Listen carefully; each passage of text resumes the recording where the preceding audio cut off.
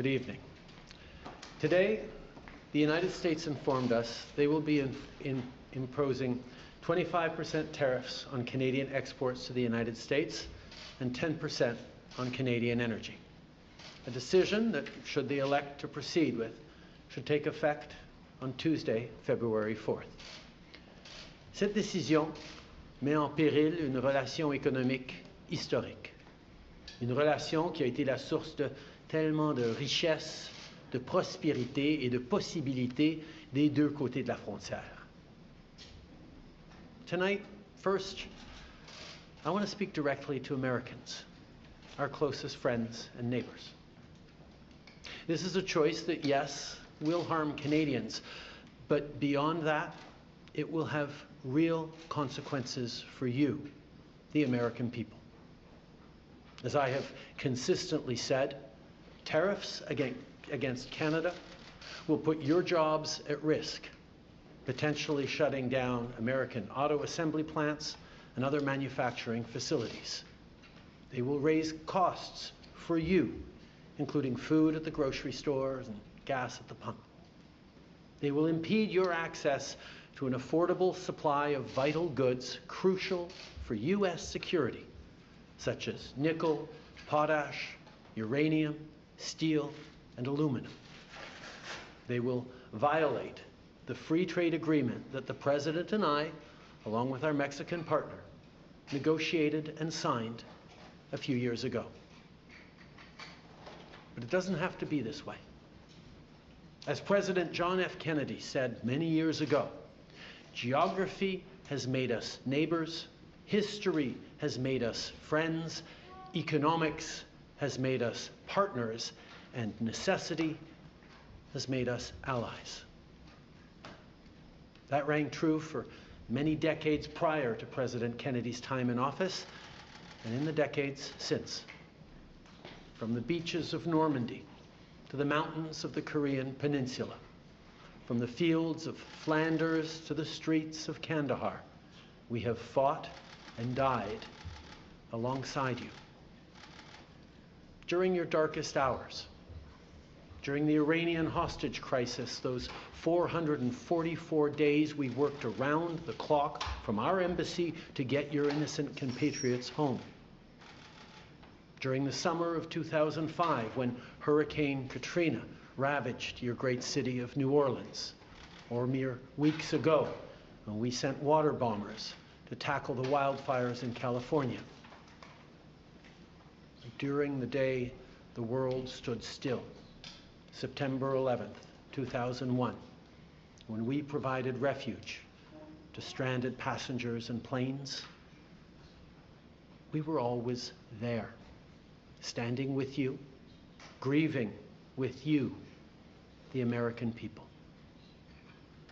Together, we've built the most successful economic, military, and security partnership the world has ever seen. A relationship that has been the envy of the world. Yes, we've had our differences in the past, but we've always found a way to get past them. As I've said before, if President Trump wants to usher in a new golden age for the United States, the better path is to partner with Canada, not to punish us. Canada has critical minerals, reliable and affordable energy, stable democratic institutions, shared values, and the natural resources you need. Canada has the ingredients necessary to build a booming and secure partnership for the North American economy, and we stand at the ready to work together. Let's take a moment to talk about our shared border. Our border is already safe and secure, but there's always more work to do. Less than 1% of fentanyl, less than 1% of illegal crossings into the United States come from Canada. But hearing concerns from both Canadians and Americans, including the American president himself, we're taking action. We launched a $1.3 billion border plan that is already showing results because we too are devastated by the scourge that is fentanyl, a drug that has torn apart communities and caused so much pain and torment for countless families across Canada, just like in the United States. A drug that we too want to see wiped from the face of this earth. A drug whose traffickers must be punished. As neighbors, we must work collaboratively to fix this. Unfortunately, the actions taken today by the White House split us apart instead of bringing us together. Tonight, I am announcing Canada will be responding to the US trade action with 25% tariffs against $155 billion worth of American goods.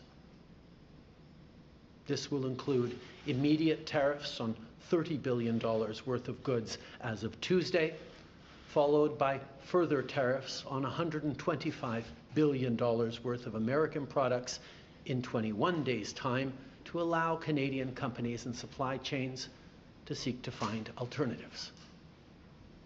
Ce soir, j'annonce la réplique du Canada, des tarifs douaniers de 25% sur 155 milliards de dollars de marchandises américaines. Dès mardi, 30 milliards de dollars de produits américains vont être touchés par ces tarifs et dans 21 jours, pour donner le temps aux compagnies canadiennes de trouver des options alternatives, ce sera le cas pour 125 milliards de dollars de marchandises de plus. Like the American tariffs, our response will also be far-reaching and include everyday items such as American beer, wine, and bourbon, fruits and fruit juices, including orange juice, along with vegetables, perfume, clothing, and shoes. It'll include major consumer products like household appliances, furniture, and sports equipment, and materials like lumber and plastics, along with much, much more. And as part of our response, we are considering, with the provinces and territories, several non-tariff measures, including some relating to critical minerals, energy, procurement, and other partnerships. We will stand strong for Canada.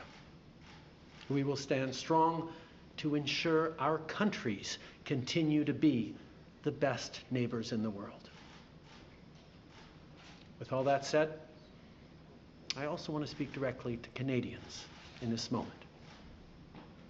I'm sure many of you are anxious, but I want you to know we are all in this together. The Canadian government, Canadian businesses, Canadian organized labor, Canadian civil society, Canada's premiers, and tens of millions of Canadians from coast to coast to coast are aligned and united. This is Team Canada at its best. Plus tôt aujourd'hui, j'ai parlé avec les premiers ministres de toutes nos provinces et territoires. On est unis et solidaires. Ils ont tous appuyé notre approche.